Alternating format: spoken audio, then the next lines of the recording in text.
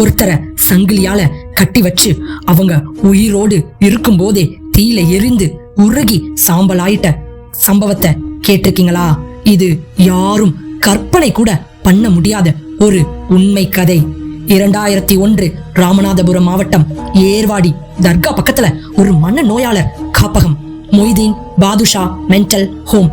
சிகிச்சை வேணும்னு வந்தவங்க, ஆனா அவங்க யாருமே உயிரோட திரும்பவே இல்லை. பில்லி, சூனியம், ஏவல் போன்ற விஷயங்களால மன நோய்க்கு உள்ளாகி பாதிக்கப்பட்டவங்க தான் அவங்க. அந்த வீட்டுல மொத்தம் 43 பேர் இருந்தாங்க. ஆனா 28 பேரை மட்டும் சங்கிலியால கட்டி வச்சிருந்தாங்க.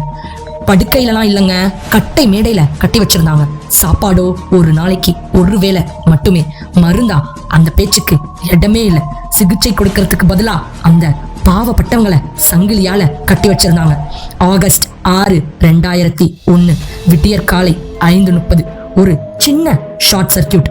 10 நிமிஷத்துக்குள்ள அந்த கூரை வீடு முழுவதும் தீயால விழுங்கப்பட்டுச்சு. உள்ள இருந்தவங்க சங்கிலியால கட்டப்பட்டதால அவங்க ஒன்னும் பண்ண முடியாம அங்கேயே உயிரோடு சாம்பலாயிட்டாங்க.